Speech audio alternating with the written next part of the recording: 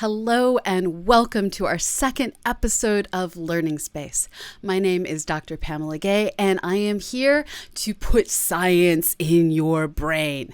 In a few moments, I'm going to be introducing you to tonight's special guest, Richard Saunders, who's a dear friend of mine, who is someone who's done a lot of amazing things involving science, skepticism, problem solving, and origami.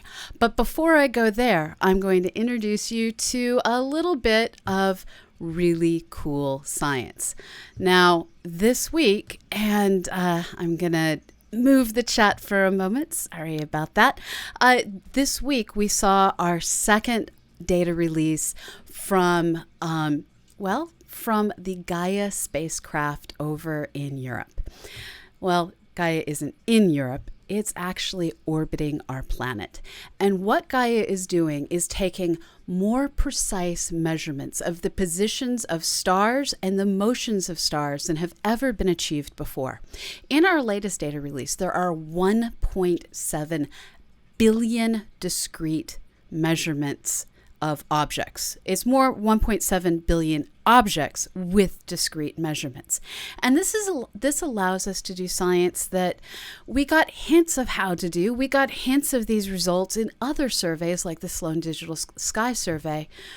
But what we're learning now, we're learning with a precision that I could have only imagined when I was in school.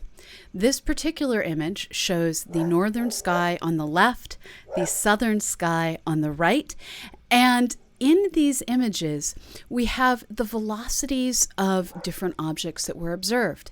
And we can see in this velocity map this string of stars that are moving at 500 kilometers per second relative to us. And this is a string of stars that are all moving together. This is probably from some sort of a disrupted object. And what we're seeing is the way our galaxy's gravity has tidally disrupted this object and not exactly spaghettified it like black holes do. That's where you string out something an atom at a time. What has happened here is instead it's been tidally disrupted and turned into a tidal stream of stars. So this is kind of the stellar and galaxy gravity equivalent of spaghettification, you might say. All these other different groups of stars with similar velocities, these are other places where objects has been disrupted as they fall into our galaxy. And we can see this is the most precise with this one particular northern sky stream.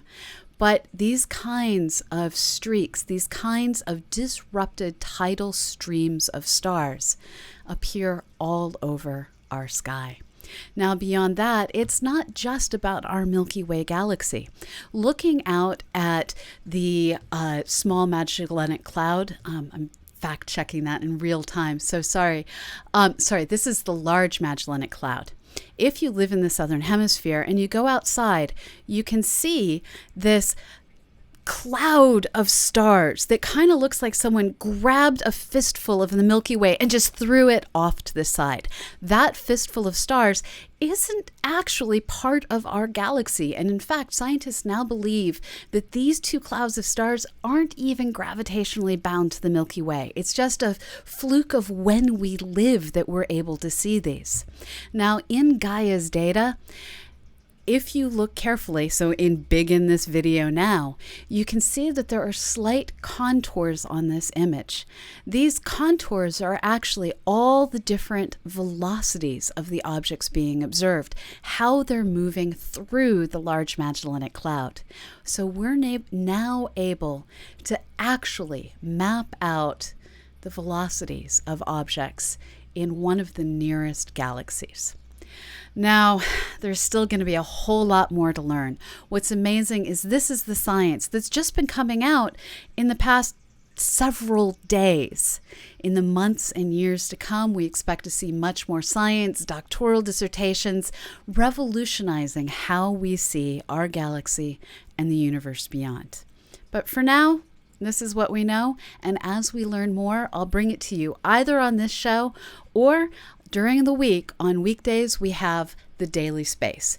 Tune in at 1 p.m. Eastern, which is 11 a.m. Pacific, or 6 p.m. London, and you can catch all that's new in space and astronomy.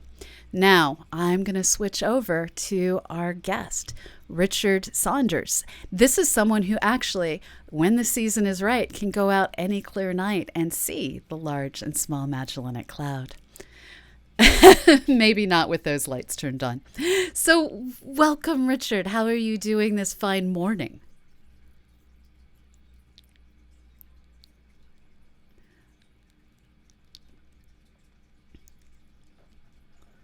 It's true. It's every few years, it seems like. Now, you and I are some of the original podcasters. You told me as we were in the green room prepping for this an awesome fact about your Skeptic Zone podcast.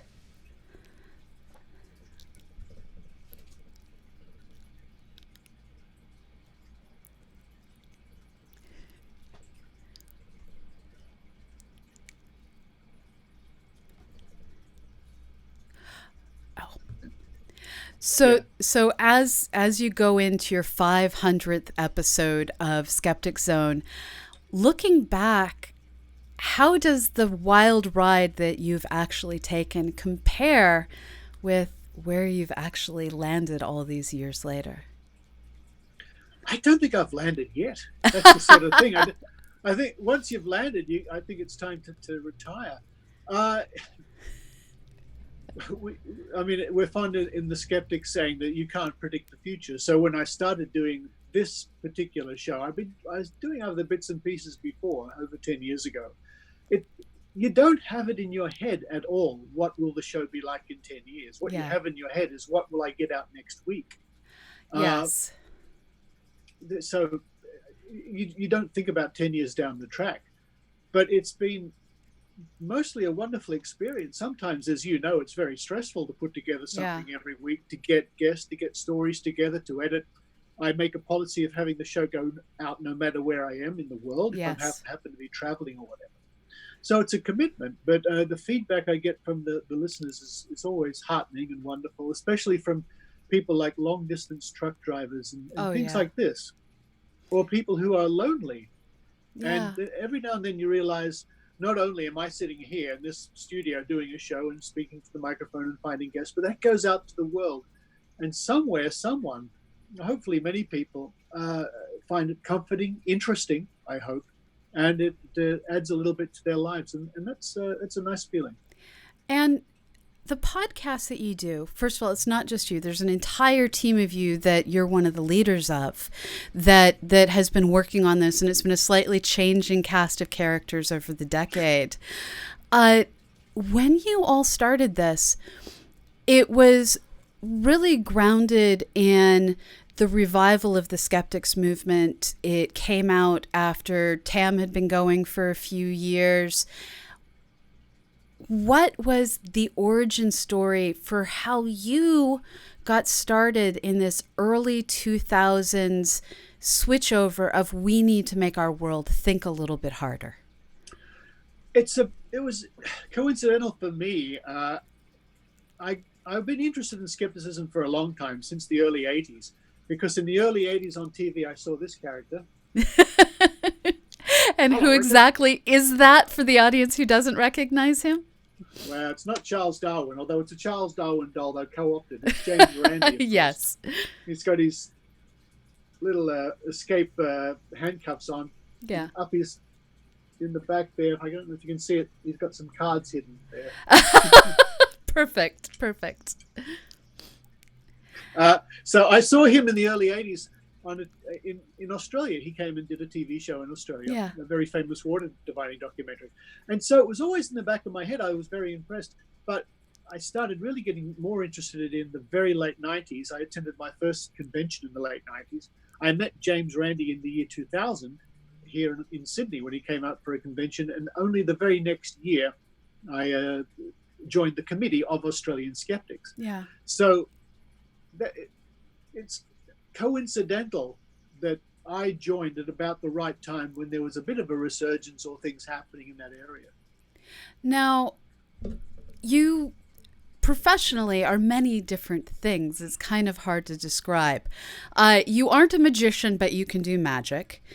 As far as I'm concerned, you can do magic with paper by making it spontaneously go into shapes previously never quite imagined. Yeah, well, And how exactly have you combined? You're an actor, you're a podcaster, you're one of the leaders of the Australian National Committee, and I'm actually going to bring up a picture of the Pegasus to share with everyone. yeah. Uh, Well, that's true. I mean, I've been doing origami since I was 5 years old. okay. And in my early 20s, long before I got seriously involved in skepticism, I wrote books on origami. In fact, I wrote over 20 books, something in that order there. Some of them are sitting in my bookshelf. And when in 2007, I was on an amazing adventure with James Randi. And I was making origami for everybody because I love to do that. And he took me aside. He said, Richard, I think you should make an origami flying pig. Wait a minute. Richard, I think you should. And so after the cruise had ended, I came back here and I sat down, and over a period of 2 or 3 days, I experimented, and finally, there it is. Came up with the model for a flying origami pig. There we go. Called Pegasus, of course. And I wrote the instructions down because I can do origami illustrations. I've had a lot of experience. And then I thought, well, instructions are good. People can download those. But I thought, I'll make a video. So I made a video, which is still available on YouTube, of me sitting down step by step how to make the origami Pegasus. And I was thrilled when I went to my very next TAM, or the very first TAM I ever went to. I turned up and there was a table full of them. A lovely lady called Natalie had made hundreds of origami pigs and was giving them out. It was, as an artist, an origami artist, there's no bigger compliment, of course. Yeah. But it's a wonderful intersection between my two loves, science and skepticism being one, and then artistic endeavors, origami. And this sort of embodies them both. And it's a delight whenever I see James Randi. He always models with one of these on his arm or something like that. And I gave him a pair of cufflinks some years ago with little origami pigs inside the cufflinks. So that's just been a pure delight because although the books I did many years ago did reasonably well, you don't make much money out of that sort of thing. Right. And about 10 years ago, a friend and I did this DVD. Yes. How to make origami. Oh, yeah. and that went pretty well, but DVDs these days are sort of a bit of an old technology. Yeah. But it's still, whenever I go to I'm there making origami for people, which is an enormous joy. That's amazing. And what I'm hearing over and over is Richard Saunders has been this, you are Richard Saunders. What I'm hearing is James Randi has been over and over an amazing influence on you. First, getting you to think about joining the Skeptics movement, then encouraging you to do the Pegasus. And what I'm seeing now is you also have your podcast in here. Let me share with everyone what your podcast looks like. How did you make the transition from going and traveling and getting to meet all these people to, and now I'm going to add my own content into the mix? That's interesting. It sort of happened more or less at the same time. I started doing video work and podcasting work before the Skeptic Zone, even before I met Randi in the year 2000, and we had a nice time together. It was nice to meet him, but we really didn't become, dare I say, friends until many years later, 7, 8, 9 years later. And I'm not trying to sound big-headed or anything, but he is my friend. After all these years, I've seen him often. Yes. I do regard him as a good friend. So, again, it all sort of happened staggered, and at the same time, I don't think one led to the other. One was inspired by the other. Although knowing a lot of people like Randy and SGU and your good self and people like that, it makes it easier in some respects to get interviews and do reports and stories and keep up to date as much as I can. Yeah. Now, what I have really appreciated is seeing you constantly take on new roles as they're needed.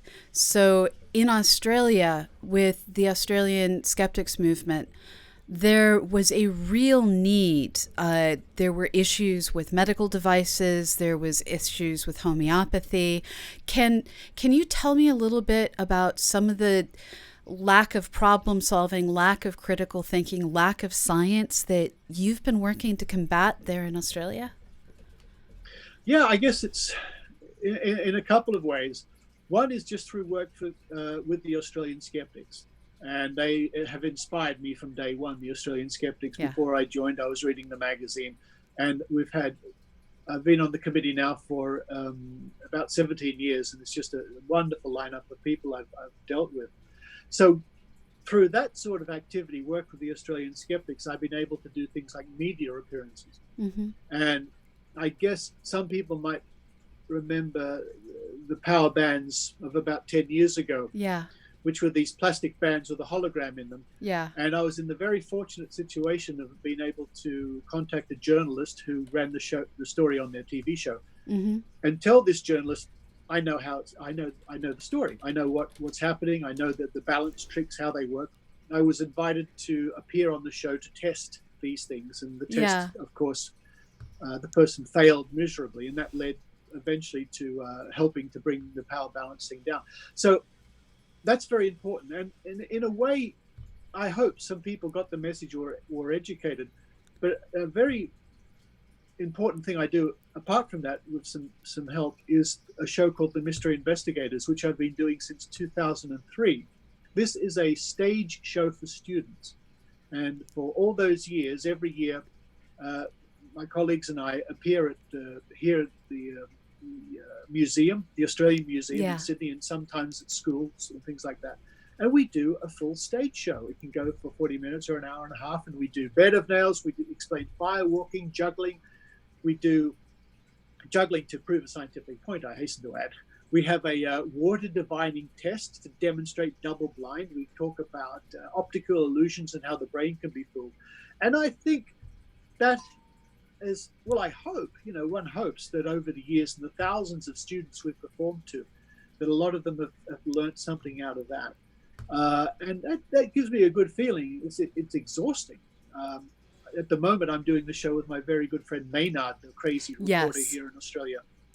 And it's a terrific part in the show where we have a real bed of nails. And I very gingerly lie down on the bed of nails, and the kids are all worried. And then Maynard gets his trombone, jumps on my back. I could totally see him doing that. I actually showed everyone the website, which had some great pictures of you and Dr. Raichi on it. And it's a fabulous program. Well, during the course of the show, because it's been going since 2003, there have been various people that have performed as mystery investigators. I'm one of them. Yeah. It was kicked off with my friends Ian Bryce and Linda Brown, and Ian still does the show occasionally. Maynard does it occasionally. Dr. Raichi was a big part of the show for many years. She's in America the United now. States now. Yeah. Yep. So the show goes on. At the moment, it's scheduled. We have some more performances coming up in Science Week this year. So that's pretty important stuff. And you'll be pleased to know that the show evolves, and the last addition to the show, which has been on for a few years now, is we end with the probe, a video of the probe landing on the planet Mars. There's a very famous video of the camera facing down. Yeah. And I played this to the kids, and as they're looking and you can see Mars, I stressed to them, this isn't Star Wars, this isn't CGI, this is a real video of another planet. And I said, this is something that my grandparents could never have imagined. And now you're looking at it here. So I think that does very well. Yeah, and the show's done well, because when all the kids are moving out, they'll come up and they want to talk with you. And that's always a good sign. And what I really appreciate about a lot of what you do is you're coming at this as you have skills as a magician, you have skills as a problem solver, and you have showmanship. You do some acting as well. And in approaching the kids, you can replicate the showmanship of how they get cheated. And then you can take them behind the other side. Yeah. What I found is worked really well is if you show them something and then you say, look, now let's see how it works. So I'm going to take you into my confidence, or how about this, and again, it's another key to knowing the show's successful. If the kids are still paying attention after an hour or 40 minutes or after an hour, you think, wow, that's pretty good. And the show's little segments, so nothing's lasts for too long. So they don't, hopefully they don't get too bored. But magic has always been a part of the Mystery Investigators. We start with the corny old spoon bending trick, which you've gotten me with. You've totally gotten me with that one. Well, it's an optical, as you know. I mean, if I get this is no plug for Apple, but here's an Apple Pencil. If you hold it right, it looks like it's made out of rubber. Yeah. See that? And as you know, you can't really, spoons don't bend, metal doesn't bend like that. It's an optical illusion. And if you do it right, you can make the spoon look like it's also getting rubbery, and that can fool a lot of people, and especially school kids who've never seen it before. There we go. Really. Oh, hang on. Uh-oh.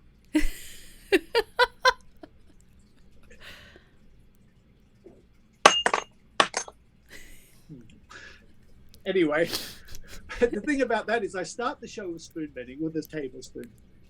And it gets me year after year after year. The kids have no clue about spoon bending.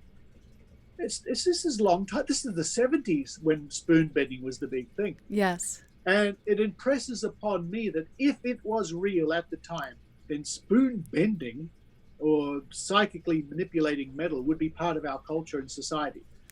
It's a two-bit trick.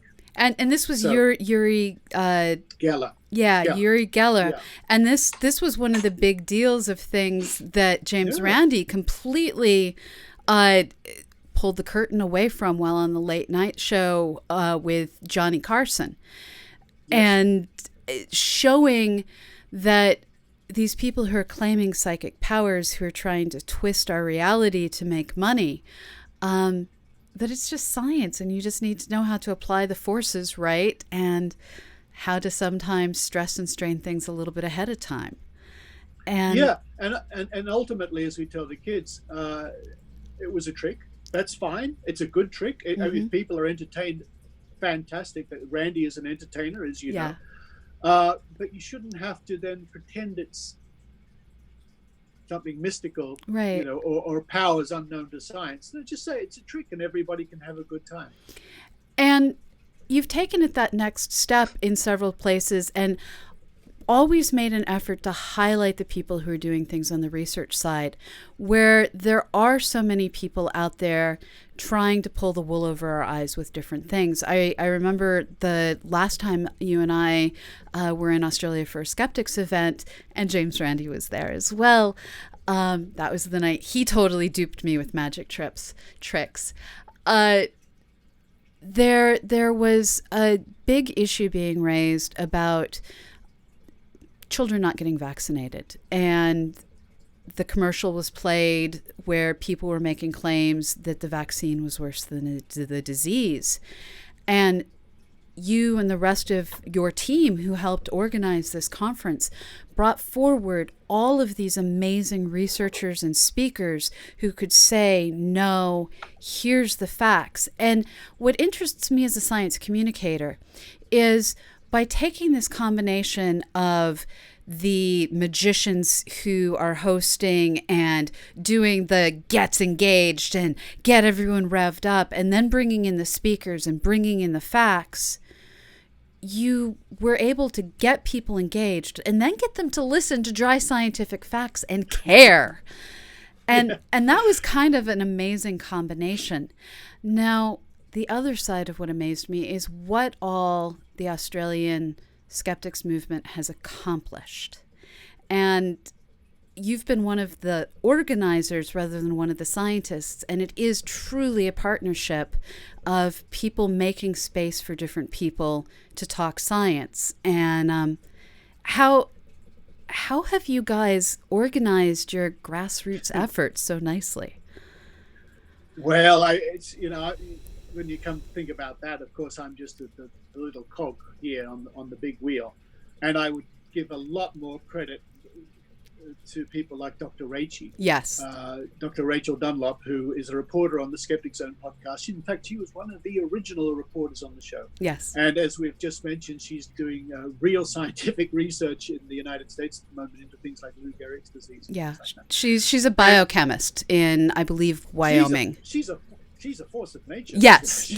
She's studying nature and a force of nature. Absolutely. But it's all, much more credit to people like her, the Friends of Science and Medicine. There's a group in Australia called, the main anti-vaccination group in Australia is called the Australian Vaccination Network, or as they now call themselves, the Australian Vaccination Skeptics Network. To counter that, there was a group called Stop the Australian Vaccination Network, or SAVN. It gets a bit complicated. Yes. But they certainly work very hard to bring about this, and talk about grassroots. They put out the feelers. My good friend Heidi Robertson lives and works in a part of New South Wales, this state up in the far north, which is a bit hippie heaven. And she does work with the Northern Rivers Vaccination Supporters Group. Goes on and on. But these are genuine people, not necessarily scientists, who were concerned at the misinformation, and especially when you get pictures on the news of babies dying of whooping cough. Yeah. They're dying of whooping cough.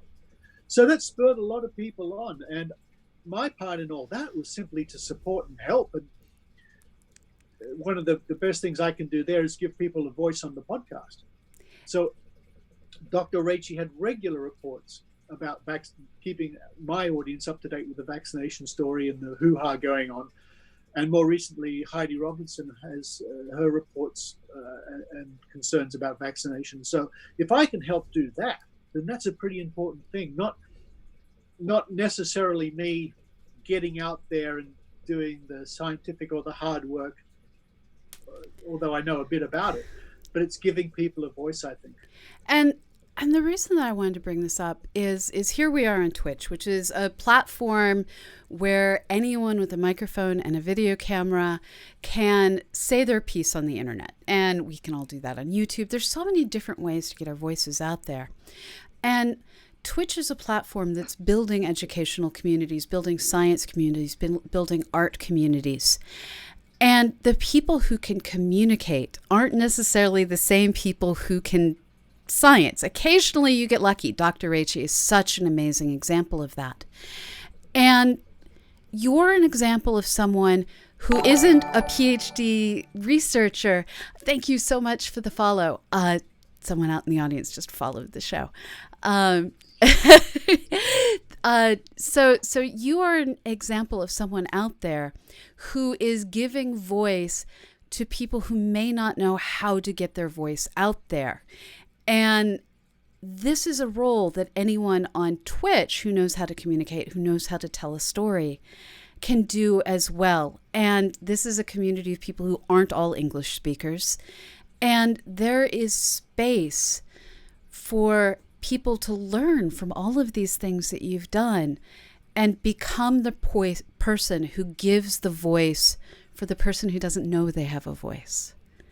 That's a good point. But I would say to anybody out there who'd like to do some broadcasting, some podcasting, or whatever it is, it's not like you can just wake up and do it. Yeah. After all these years, I mean, because of experience and practice, I promise you that I can get in front of a microphone and sort of turn my microphone persona on Yes. and just go, and you can do it too. Yeah. But we didn't wake up doing that. We had to do the hard yards, and struggle and learn and make lots of mistakes and run out of things to say and look foolish. Well, I still do. But I would say, though, Pamela, I think a certain amount of shall I say, being a ham does help a lot. Yes. And you can get away with it if you just use the right bit of being a ham. I think it can overcome many things. But I promise you, folks, it's practice, practice, practice. That is, it's a start. And there are so many hams that I've watched on Twitch out there playing their video games, getting shot to pieces, and just making fun of themselves in fabulous ways. Now, over the years, you've done a myriad of interviews. I've been lucky enough to be on your show more than once. What was the interview that left you with your paradigm changed? Poor. I don't think there has been one. Really? I don't, you know what? I would have to go away and really think about that. There have been thousands of interviews, but there have been memorable ones. So go with a memorable one. What's one of your more memorable ones? And I'll think about the other one. Okay, there was one episode about 6 years ago where on the one episode I had James Randi and Professor Richard Wiseman. Yes. Richard's amazing as well. Wonderful fellow. Yeah. And James Randi I interviewed over Skype, and we had a wonderful chat about his life, and it's always good to talk to James Randi. And then I was in Edinburgh, and Richard Wiseman and I took a walk beside the river. And as we just strolled, I had my microphone, and we just chatted about anything, whatever came to our minds. And that was one of the highlights of all the years I've been doing the show, because it was relaxed, it was interesting, because you can't lose with Richard Wiseman. No. He's always enjoyable, always engaging, always funny, doesn't take himself too seriously, and that stood out. So describe Richard Wiseman a little bit for people who haven't heard of him before. Richard Wiseman is a fascinating, complicated man. He's a behavioral scientist. Yes. He's involved with the wonderful way he communicates science is by getting your interest in little things called quirkology, little quirky things, little optical illusions, little bets you can always win, fun things. Here's a trick.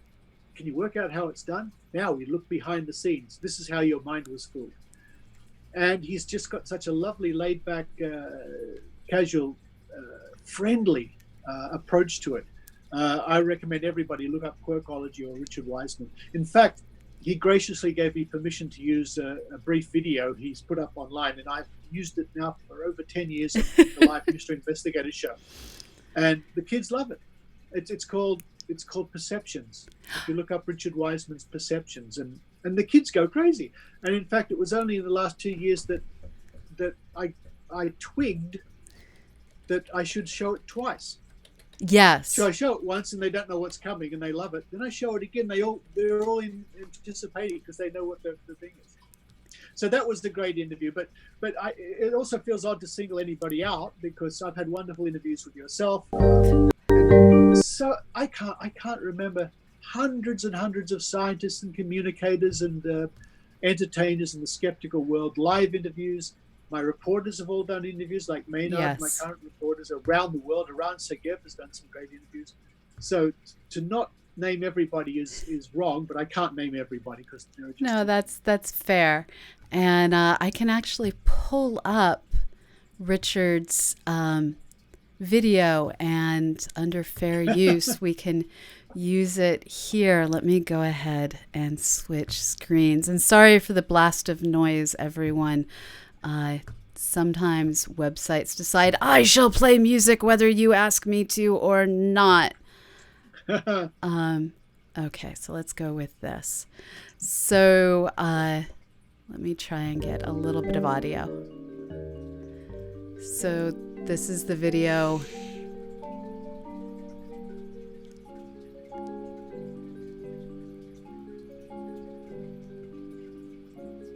Assumptions, yes. Yeah.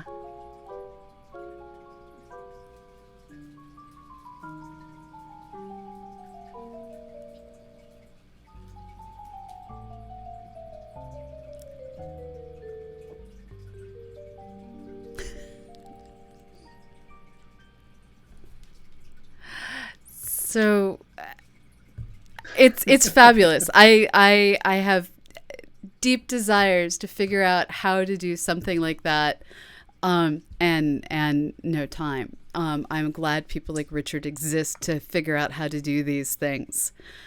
Yeah, and I enjoy him. You know, there's people I've known over the years, and when they become your friends like James Randi, it's funny, it's a bit odd, but it's immensely rewarding. And to think that you're a friend of mine is deeply touching. And to think that Richard Wiseman, who I admire, when we get together, it's Richard, how are you? And you know, then we start making jokes at each other's expense in a nice way. So it's. Thank you, Alan One, for the subscription. By the way, we just had someone subscribe to our show. Now, you've got to do Mystery Investigators. You've worked in various leadership and communication roles in skepticism. And one of the things that you've also done is stumble into awkward television now and then where you're working with people from the paranormal. Yes. This is a little while ago now. In fact, in 2008 and 2011, I did a series of a show here in Australia called The One, The Search for Australia's Most Gifted Psychic. Yes. And I was the skeptical judge. And yes. It was, I think these shows are very common now where they have lots of contestants and there's these judges sit up there and at the end somebody gets kicked off. Well, I was the one kicking them off. And it was really interesting. It was a lot of fun. But as I stressed to people then and now, it was TV. Yes. And TV plays by different rules. It's there for entertainment. So the tests we put our psychics through were as scientific as they could be under the circumstances, which means not very scientific. However, they weren't silly. They weren't just giveaways. They had to actually try to do something. So yeah, that was an odd experience. It was very busy, very stressful, but quite rewarding. And one of the things you inadvertently taught while doing it is how to not be totally disrespectful of people claiming paranormal abilities. And this is something that I've also seen done more or less with the $1 Million Challenge that James Randi initially put forward, and I believe Belichick is now carrying on. And there's something important in starting from a position of, because I'm a skeptic, I must allow you the opportunity to be right. And then we're going to science this. And that starting from how hard was it to learn how to do that? Piece of cake. So easy. Because, and I was involved in 4 or 5 I was on the committee of the James Randi Educational Foundation's $1 Million Challenge. Yes. So at the amazing meetings, which are sadly no longer, we would get together as a little committee and thrash out the test each year with the applicant.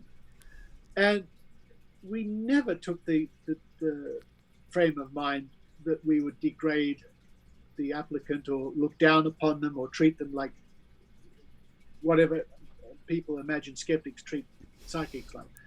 We treated them with the utmost respect. We spent hours with them to make sure that the test was done to their satisfaction. Yes. And it would be completely counterproductive for us to do something behind their back or to try to rig it or in any sense, because one, it would come out. It would come out. And we would look terrible, and I wouldn't be part of anything like that anyway. And two, we wanted to give them a real chance at doing what they claimed they could do. You know, it would be pointless for us to set up a test where we would think, oh, well, they can't do that. No, we set up a test to the conditions they said they could do it. Yes. And if they did it, the money was theirs. Yes. So I guess you go into a slightly different frame of mind. You try to be very professional, very polite, because at the end of the day, not only do you want to do a proper test, you want to give some entertainment, you know, an interesting experience for everybody. And that's the same attitude the Australian skeptics have to this day. Mm-hmm. If ever we get to test people who come along and want to show us they can do something. Yes. It doesn't happen often, because quite often they can't articulate exactly what they can do, strangely enough. But the times we have, it's just utmost respect with every courtesy and every chance for them to demonstrate their powers. It would be not quite fair of me to say we don't know what to expect at the end of the test. Quite honestly, after all these years, Randy, after all the years Randy's doing it, we can suspect that they won't pass or they won't do it because nobody ever has. So that's in the back of our minds. But if they could do it, we give them the chance. And this is one of the things that I really respect and think that a lot of people could learn from. One of the things that all of us that communicate on the internet struggle with is the people coming in and trying to proselytize as science ideas that aren't necessarily science, trying to promote ghost hunting, promote the devices they use in Scientology to measure how many, I can't remember the word, things are in your body. Not tholines, but Thetans. Thetans. And first temptation is to simply smite them with the banhammer. And at the same time, part of me, especially with our new flat earth community, I honestly quite often don't know what to make of these people, because part of my brain earnestly wants to believe that all of these people who are promoting flat earth are just having a good joke on the scientists and trying to rile us up because it's fun. But I'm also deeply concerned that there are people out there who are beginning to believe that we actually live on a flat disk. And intellectually, I don't know how to go there. And the first part of understanding other people is looking through their eyes. I can look through the anti-vaxxers and see the bad data and see the biasing and just kind of want to feed them cookies and science at them. But the flat earthers are so much harder. How do you find to deal with the new and sometimes strange seeming beliefs that people come to us with? That's a really good question, and the flat Earth thing is relatively new because for many years it was the standard joke. I used to belong to the Flat Earth Society, and it was just an excuse to have a beer or something. Yeah. It was just a joke society. But yes, I've seen interviews which I regard to be genuine on the internet from TV shows with people who really, really genuinely think not only the Earth is flat, but that all the pictures you see of astronauts chatting to you back from space are fake. All of them. Yeah. And it's hard to know because you have to take individuals one at a time. Why would they come to this opinion? And is it possible that they could ever change their mind? I don't know. This is very new, this whole flat Earth thing. What's not new are people being embedded or wedded to their particular conspiracy theory. The anti-vaxxers are the prime example of that. Yes.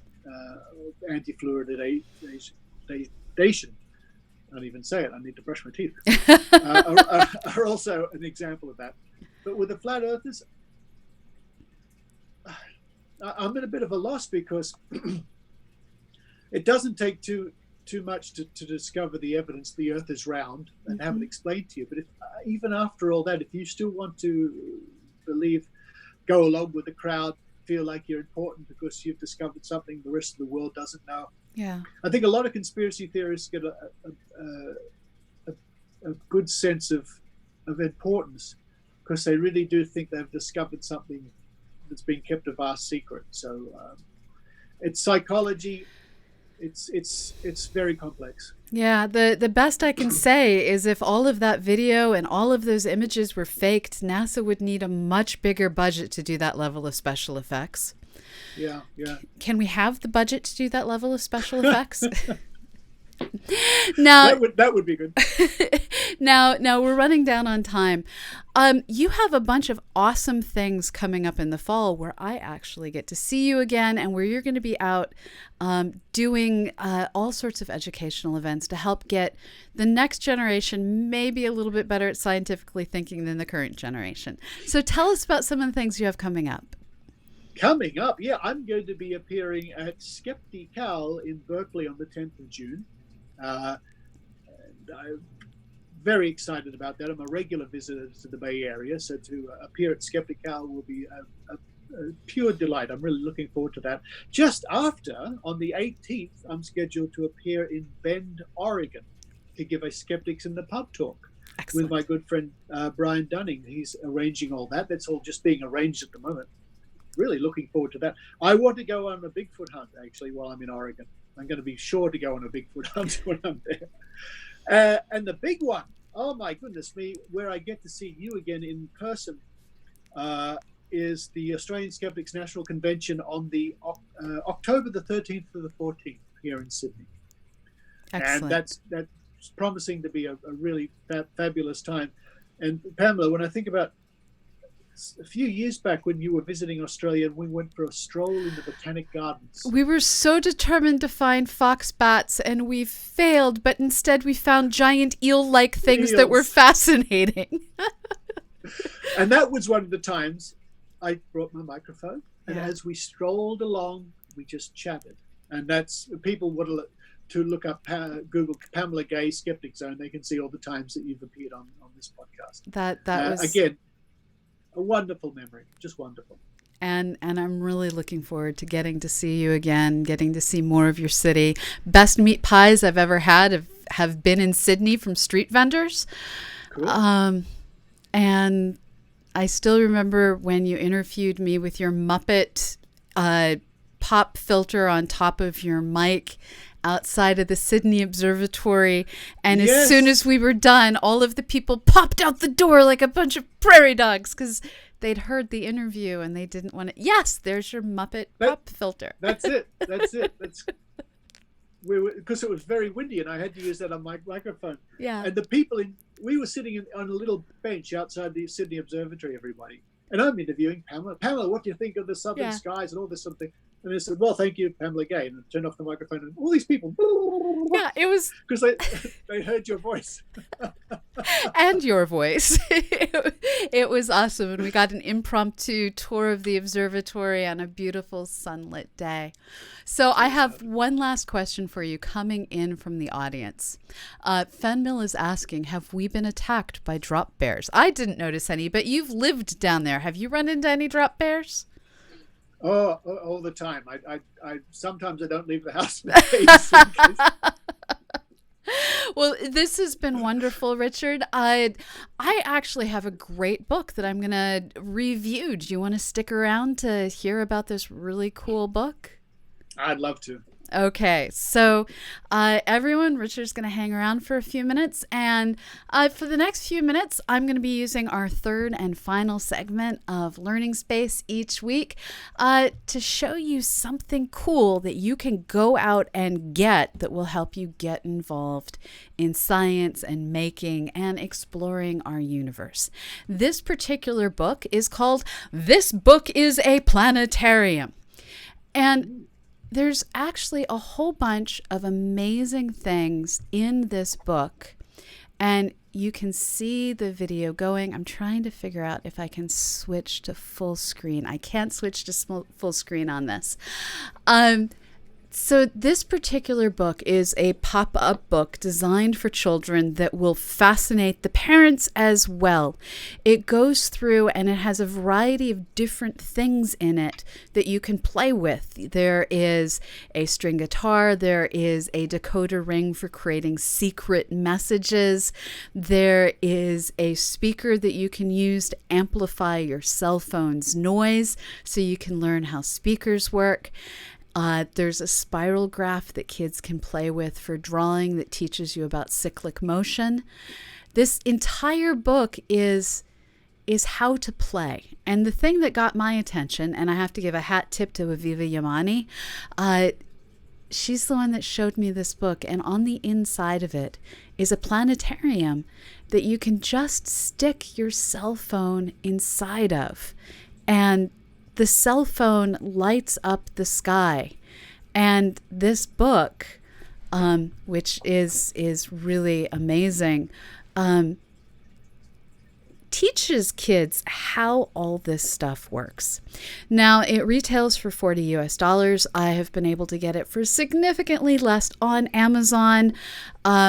Success may vary, mileage may vary, but I can't recommend this book enough if you have an excuse to buy one for a child so that you can play with it on your own. This particular book is produced by Chronicle Books. You can check it out online at chroniclebooks.com/this-book-is-a-planetarium.html, or just Google "This Book is a Planetarium" and go play. And thank you so much, everyone. And I will now take questions from the chat if there's anyone that has any questions. So thanks, Paranor, for posting the book link in the chat. So do we have any questions for me, for Richard, preferably for Richard? Anything else out there in the chat? Thank you, Inner Light, for the 100 bits. That's awesome. This show is supported through you. So if you like what you see, following is free. Sustain our efforts with a subscription with bits, or we do have a Patreon account, patreon.com/learningspace. Thank you so much. 27. Yes, the book is $27 on Amazon right now. Again, it fluctuates.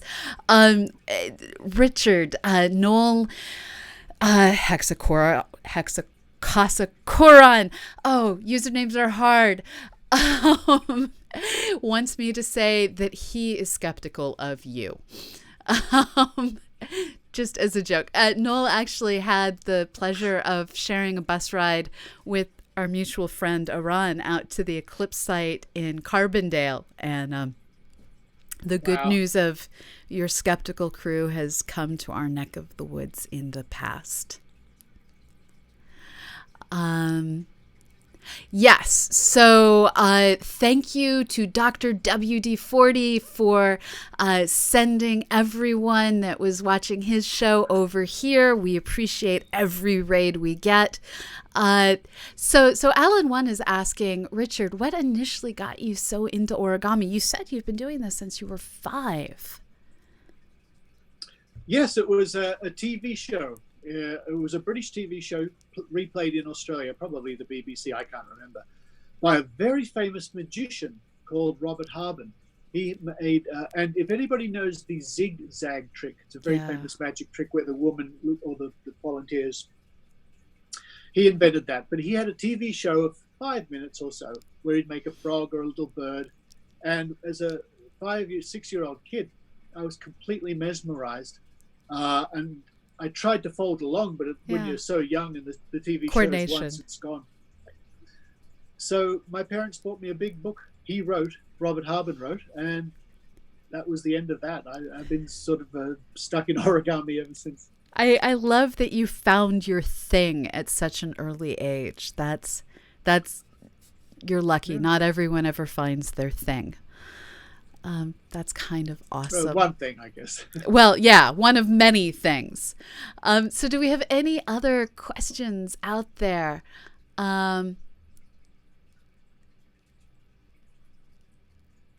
So Alan says, thank you. Very cool.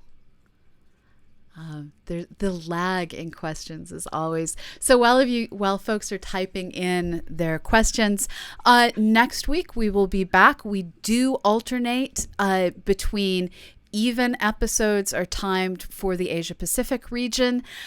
So even weeks like this one, it is recorded at 9 Eastern, 6 Pacific, 11 a.m. Friday in Sydney. On odd weeks like next week, we're going to be coming in a few minutes after noon. We will have Pamela Harmon from the SETI Institute talking about the Astrobiology Institute and their Sophia Teacher Academy and what it's like to fly the skies in search of infrared radiation.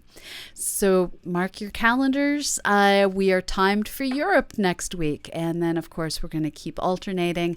We're going to have Skylius on later this month, and always new guests and new ways to put science in your brain. So Paranor is asking, how would you compare Australia's anti-vax, anti-science level in culture as compared to the U.S.?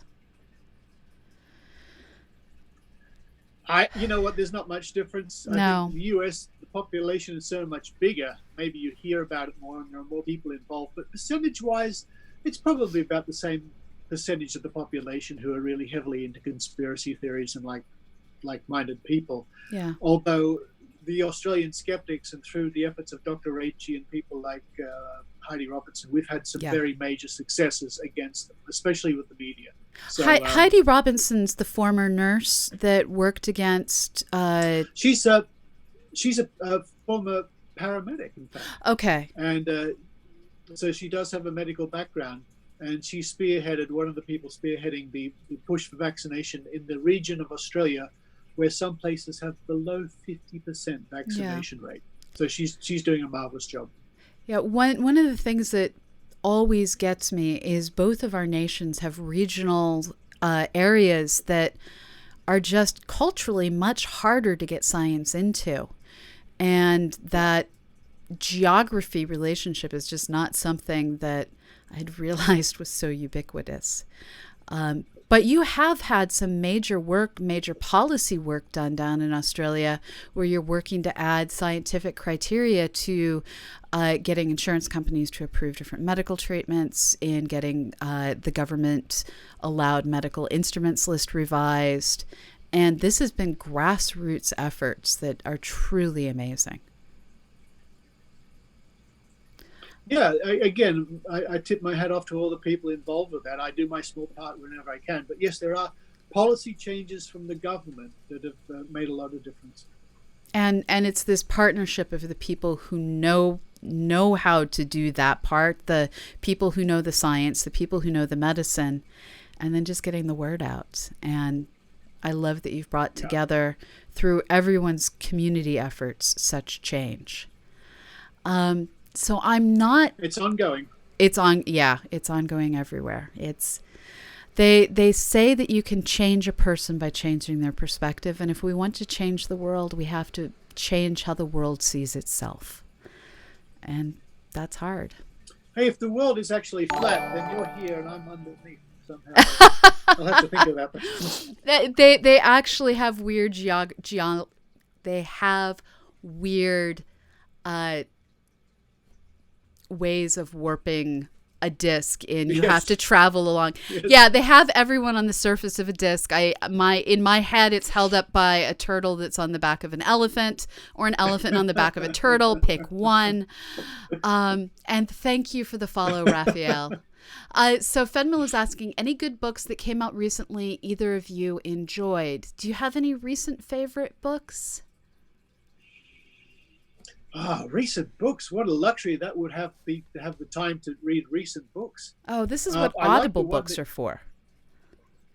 That's a good point. I like the one you reviewed. I think I'm going to seriously look at that, because It's amazing. 7 nieces and nephews. I've got 7 nieces and nephews, so it might be. I tell you what, the answer is a definite big yes. Do I have it handy? I've got so many books in my bookshelf. Nibbling on Einstein's Brain. Have you heard of this book? No, I haven't. What is the... Is it a biology story, a fiction story? No. And I'm distracted because I'm desperately trying to grab it out of my bookshelf. It must be somewhere else. No, this is a book that introduces basic scientific concepts to children. Have a Okay. look for it. Nibbling on Einstein's Brain. That is excellent. Because of the state of our world, I've been escaping into fiction. So whenever I'm cleaning my house, I'm either listening to podcasts or books, depending on how long I need to be cleaning for. So when it's one of those, I'm going to be doing this for a while days, I turn on a book. And the book I most recently enjoyed is John Scalzi's, oh, my camera is not focusing, John Scalzi's Head On. There we go. And it's a sequel to Locked In.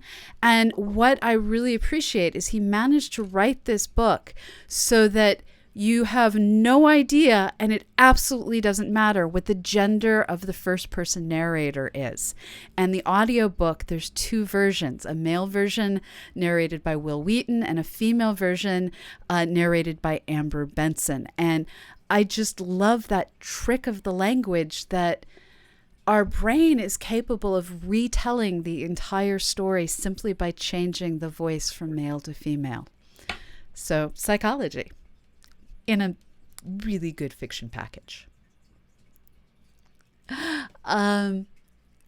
So Paranor is asking, but hasn't Einstein's brain gone missing? I thought they still had it.